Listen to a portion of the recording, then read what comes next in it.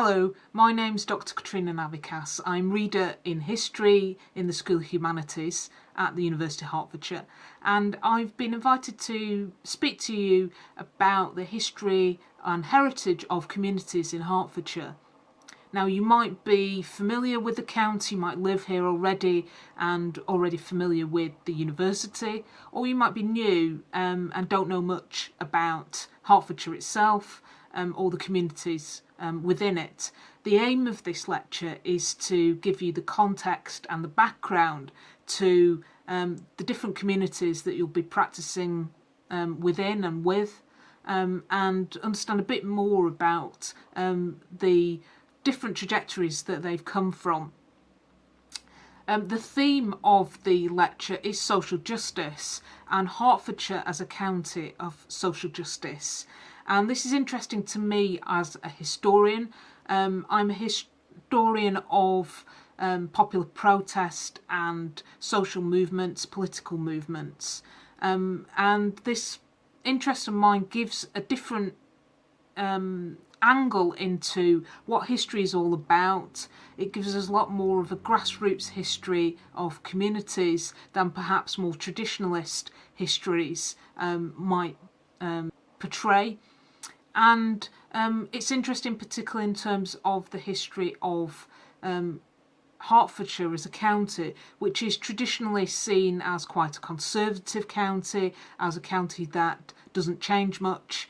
Actually, there's an alternative history to know about that actually influences the ways in which Hertfordshire has developed over time, particularly in the way that it has been planned and different communities have been set up. So the structure of the lecture is, first of all, I'm going to be talking about Hertfordshire as a county of utopian planning, the different experiments that planners and visionaries have thought about and experimented in using Hertfordshire, and it's what particularly makes Hertfordshire unique as a county. Hertfordshire itself doesn't particularly have that much of a strong identity in terms of as a region, but actually has a very distinctive history that people today perhaps don't know or forgotten about or don't look at as a whole. Then I'm going to be talking about Hertfordshire as a county of activism and resistance and the different social and political movements that have flourished within various parts of Hertfordshire over the last 100 years or so. And then finally I'm going to be talking about Hertfordshire as a county of migration and how different communities have come to settle in Hertfordshire and the particular place it has within that story.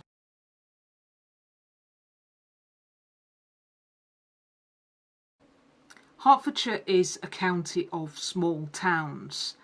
A county of small towns is something that makes the region quite distinctive.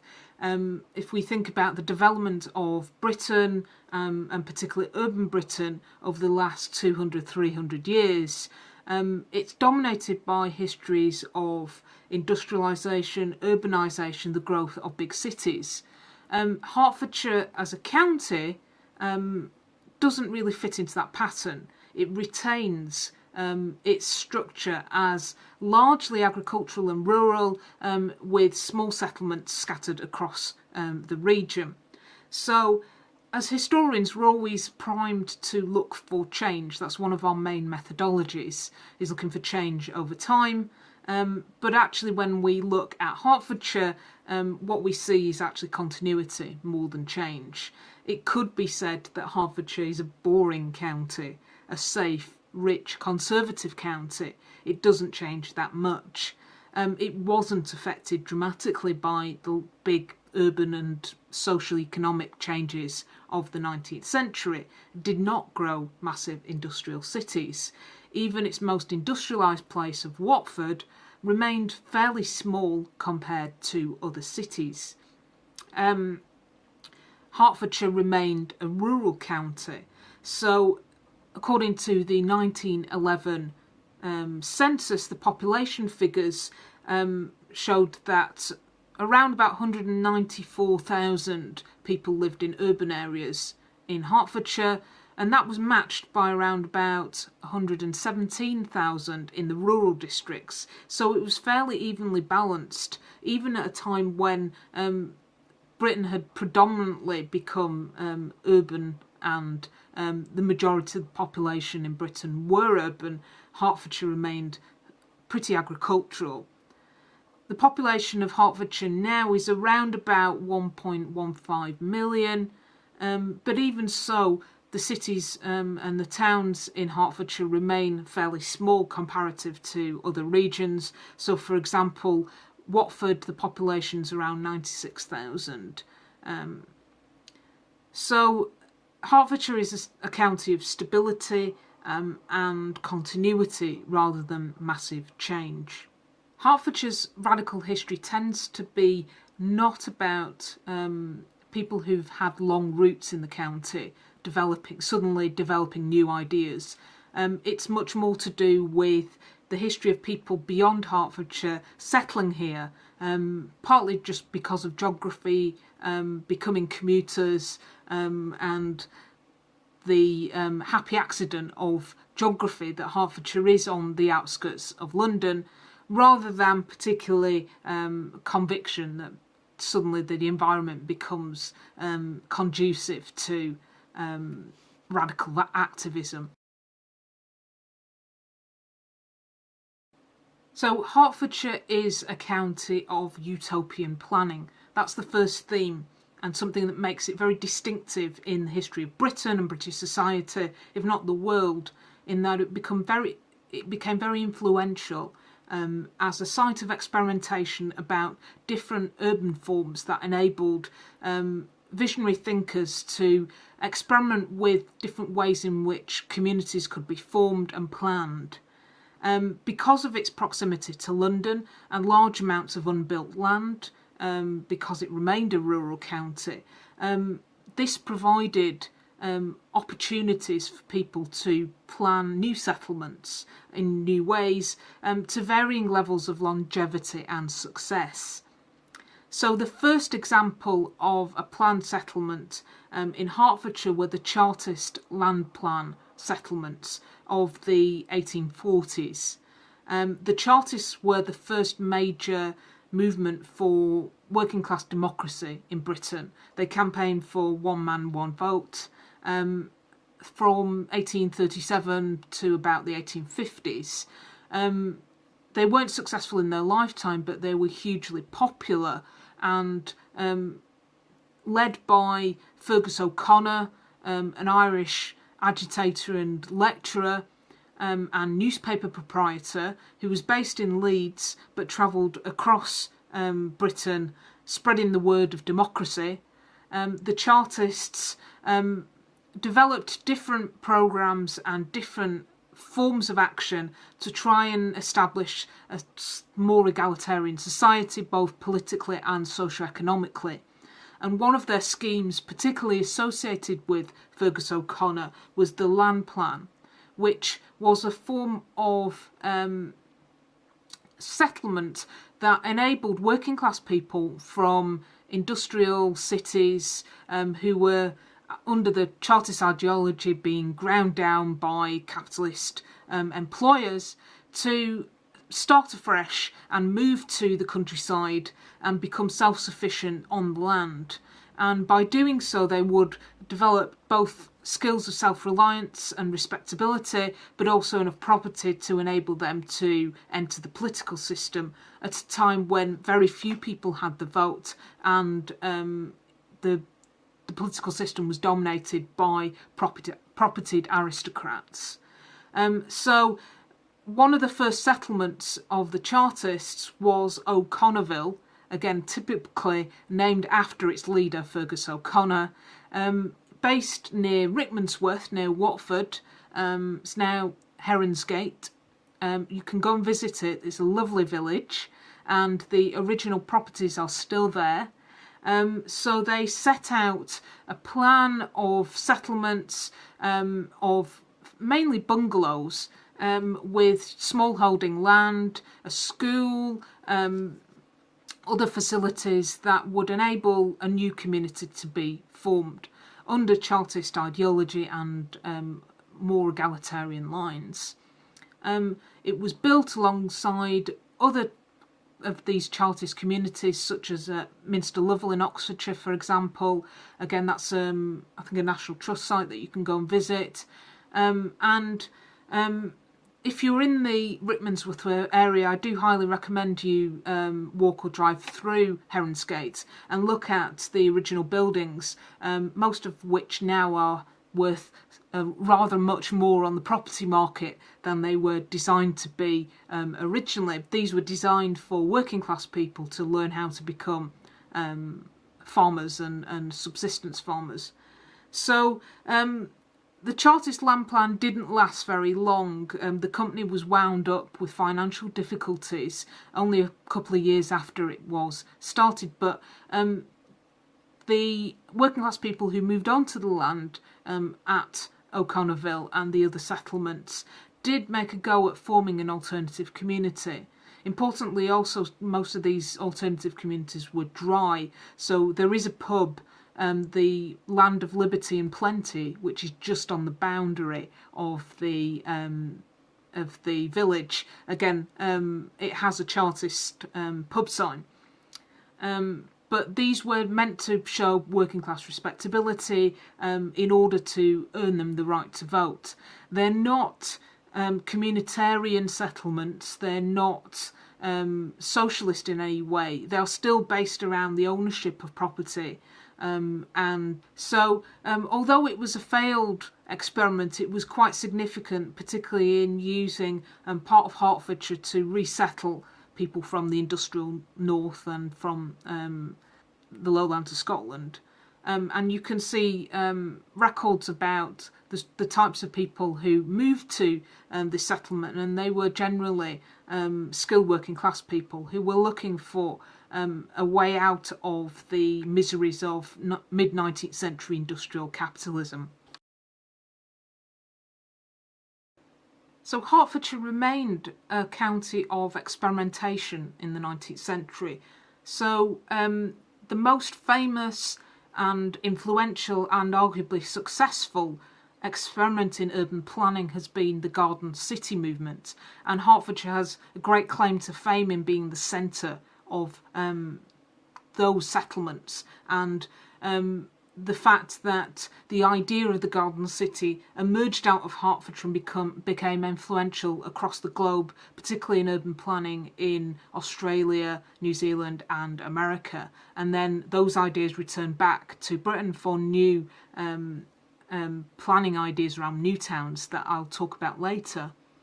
Ebenezer Howard was the originator of the idea, and he decided that the problem of 19th century urban life was the structure of the city again.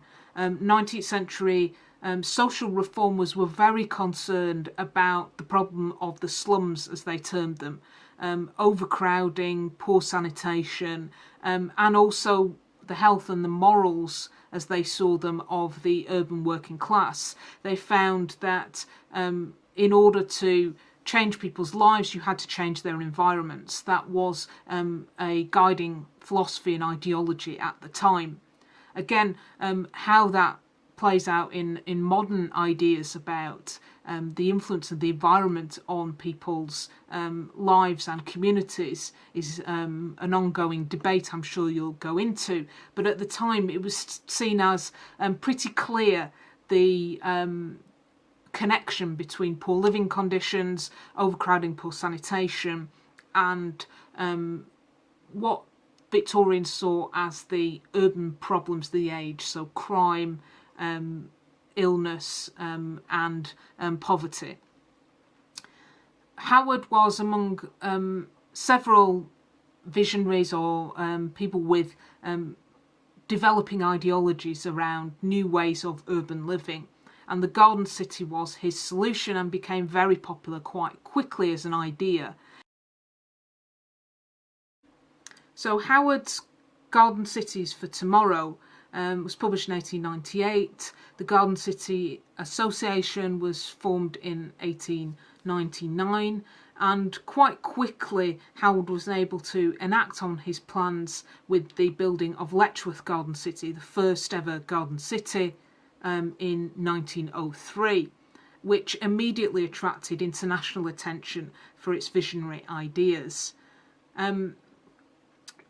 The concept of a garden city was very much designed around providing a complete alternative to the way that urbanisation had developed in Britain over the 19th century, which had been both organically and speculatively, which had not really many controls over who could build what, where, and in particular the garden cities were based around zoning, which again was a new idea that hadn't been available before. So when you're building from scratch, you can design one particular area dedicated to industry, one area designed for residential, and so forth. And surrounding all the different zones, importantly the garden element, that there was access to green space.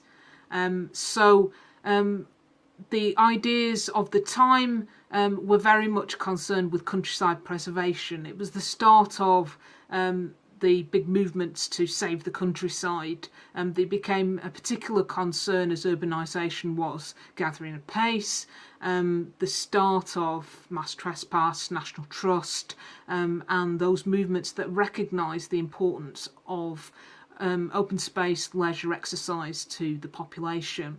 So this was all designed into these new garden cities. The other element was sustainability.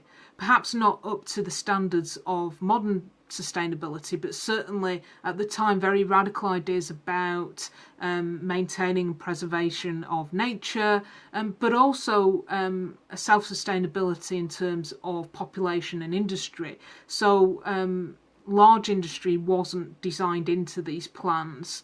There was a limit on the population, who were all meant to be working within the city and not commuting outwards.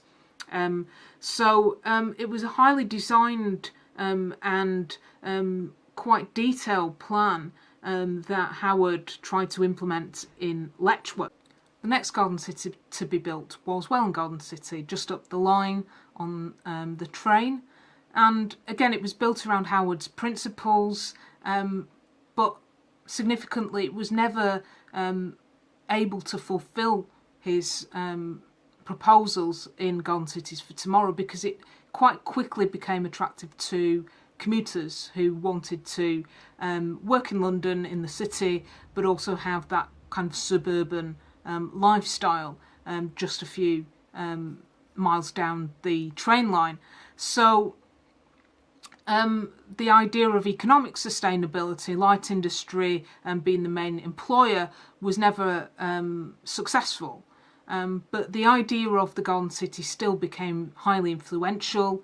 Urban planners from Australia, New Zealand and America came to look at Howard's principles, and the idea quite quickly spread across the world. Letchworth attracted new types of residents, particularly those looking for an alternative lifestyle, so Quakers and the arts and crafts movement. And much later, the people of Letchworth were caricatured by John Betjeman and others as otherworldly health freaks. So, for example, John Betjeman, in his sketch Group Life Letchworth, parodied the residents as Sympathy is stenciling her decorative leatherwork, Wilfred's learning a folk tune for the Morris Dancers Band. While George Orwell in The Road to Wigan Pier in 1937, again quite scornfully recalled Letchworth attracts every fruit juice drinker, nudist, sandal wearer, sex maniac, Quaker, nature cure quack, pacifist and feminist in England. Note that this and the later planned settlements, again, were not socialist or communal settlements or to do with land redistribution. They are still based on the purchase of property. But the garden cities fed back the rents and the profits on land into the settlements. and their urban infrastructure. The crucial element that connected these types of settlements was an awareness of the importance of nature and green space within urban residential development, a principle that then motivated later planning.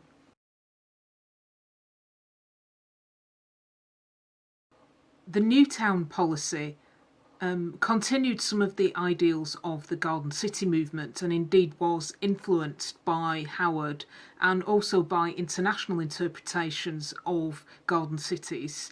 And Hertfordshire is a county of new towns, and again is significant for being the place where several new towns were developed in the post-war reconstruction period, led by Sir Lewis Silkin, whose papers you can see at Hertfordshire Archives in Hertford.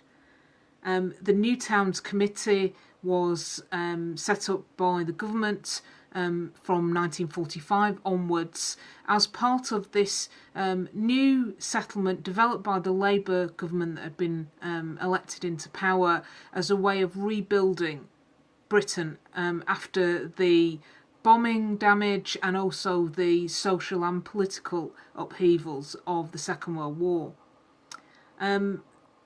Promotion of new towns in furtherance of a policy of planned decentralisation from congested urban areas was a goal. Such towns should be established and developed as self-contained and balanced communities for work and living, said the New Towns Committee. So here we see particular aims that reflect that sense of optimism and utopianism that accompanied the post-war settlement, but also a realisation of the legacy of the problems that was still affecting urbanised Britain. So the congested urban areas, which had been badly hit by the Blitz, particularly the East End of London, and a rising population, were to be housed not in central areas but decentralised out of London metropolis and in new places that could be easily reached again by the train and by a new road and motorway system. And importantly, that this was to be self-contained. Again, there shows the influence of Howard's ideas, the Garden City, and balanced communities for work and living. This was again hugely idealistic, and we can see that in this film that was put out as a public information film by the government called Charlie in Newtown, meant to explain the principles of the Newtown system and encourage people to resettle in these new towns.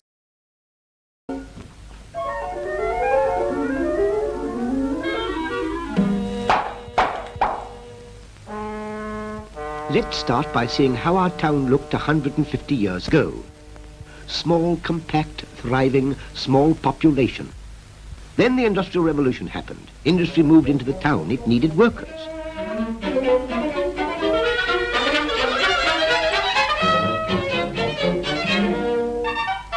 The town was now unhealthy and crowded.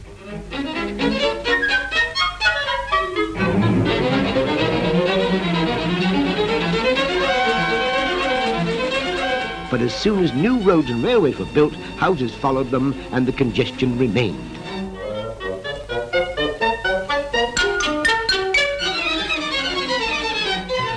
In fact, our town has turned into a monster.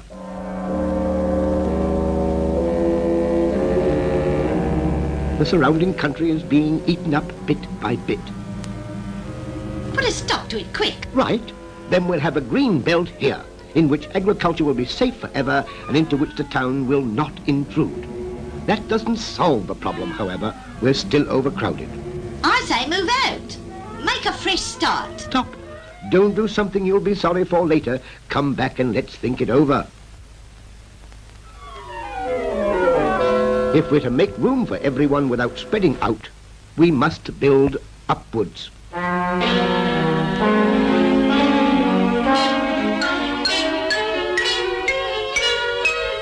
Don't be silly, I'd never get the pram up there.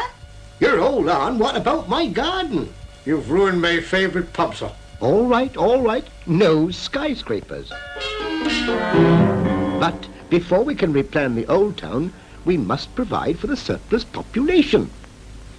Here, outside the green belt, we have a favourable site. Good road and rail communications, fresh air, good water supply. We must decide on its size in advance. And we must plan this town so that we don't repeat past mistakes.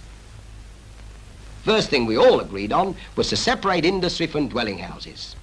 Industry here, close to through roads and railways. Residential area here, with not more than 5 minutes travel from home to work, which means making cycle tracks and byroads linking up the two sections. Now, let's see what we need for good working conditions. Up-to-date factories with plenty of light and air. We'll need room for expansion. And good canteens too. What we don't want is a lot of dirty smoke. You can keep that.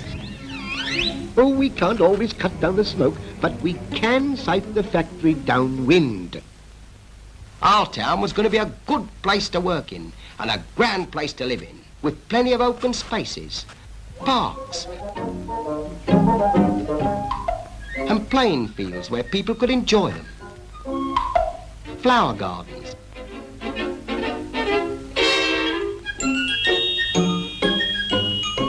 And of course there'd have to be an attractive town centre too, with plenty of room for folks to meet.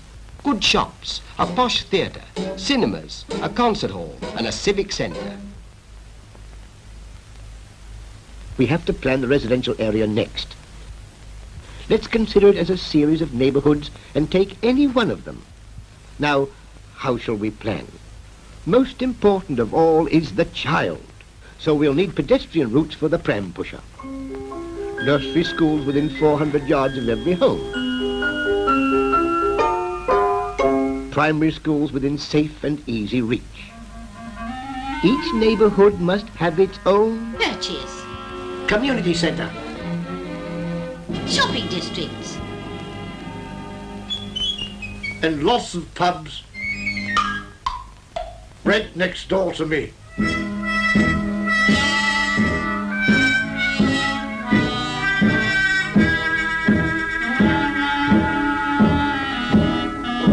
Oh, no, you don't. Oh, there'll be a pub quite near enough to you. And finally, we started on the houses. The site was planned for maximum sunshine, and then everyone could take his choice. Detached houses, semi-detached, terraced houses,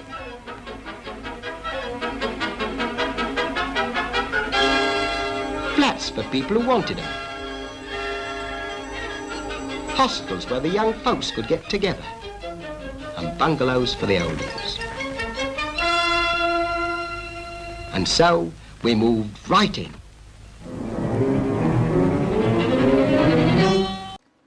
Stevenage was one of the very first new towns, the Mark I as they were called, constructed in 1946, one of 8 in the Greater London area, and each new town would provide housing for about 60,000 people. One of the distinctive features of new towns is that they were first governed by a corporation, a new town corporation, which, similar to Golden Cities but on a different level, would reinvest profits from the land and rents back into the running of the town. These then came into difficulties as new governments came in and the economic situation changed. One of the things perhaps more relevant in terms of notions of community was that quite quickly this notion of a new town blues emerged, which was the idea that particularly women of childbearing age became susceptible to depression and mental health problems because they felt isolated, that they had been moved from quite close-knit communities in the East End of London to quite spacious suburbia in Hertfordshire, and that in fact, although this gave them some freedom in terms of their everyday life, it was also quite isolating, and they didn't have that sense of social interaction, particularly in the early days of the new towns when the social facilities hadn't been built yet, that those communities coming from different parts of London, different parts of the south of England, hadn't quite developed a sense of identity yet.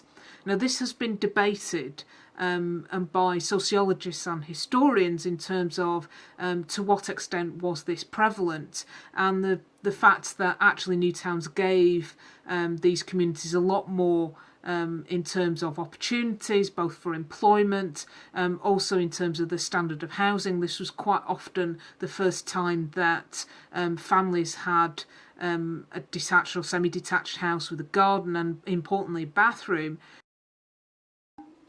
Hertfordshire is a county of activism and resistance. This isn't normally a reputation that's associated with the county, but there are some really important protest movements and social movements that have made their home in the county over the last 100 years or so. The suffrage movement and Hertfordshire. Several well-known leaders of the women's suffrage movement were born or based in Hertfordshire. So Lady Constance Lytton from Nebworth House was a leading member of the Women's Social and Political Union, and she was imprisoned 4 times for suffrage activism. Elizabeth Impey of Hitchin was secretary of the Hertfordshire branch of the WSPU. Annie Swan of Hertford set up arrangements for receiving Belgian refugees in East Hertfordshire at the start of the First World War, and she later set up a community kitchen to provide affordable meals and went on a mission to visit President Hoover in the US, requesting food aid for the UK.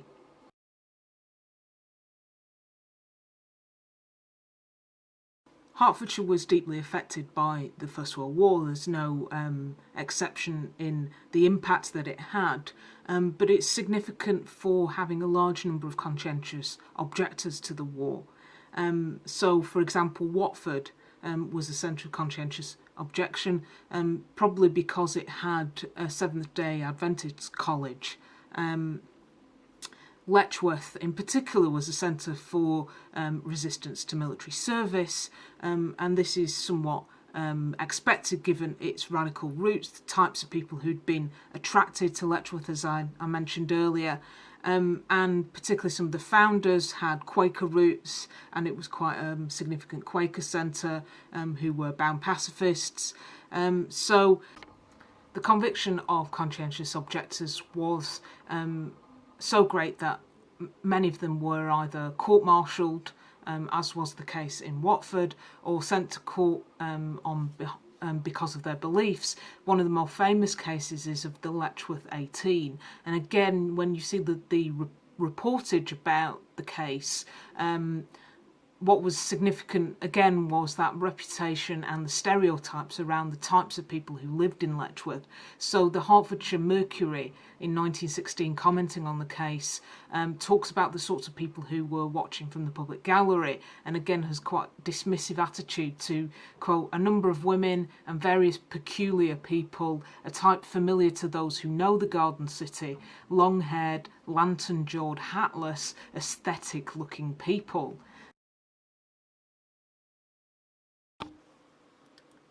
Finally, Hertfordshire is a county of migration, and it always has been. There's always been that movement in and out of the capital, and people staying along the turnpike routes or the roads and railways in and out of London. And as we've seen, the new towns were specifically developed for settling and resettling people from the more congested parts of the capital. And Hertfordshire is a diverse county in its urban areas, and places like Watford do have a very mixed ethnic composition. So to finish this lecture, I thought the way in which you can explore more about the histories of all the different communities in Hertfordshire is to go onto the University of Hertfordshire Oral History Archive, where we have fairly recent interviews with lots of different communities of all different backgrounds. There is a special page on the Jewish community. There's also various different groups in the World Stories collection and other groups about their coming to Hertfordshire, their experiences, and making a home here. So I strongly recommend that you go and have a look at that resource, listen to some of the interviews and find out more. Thank you.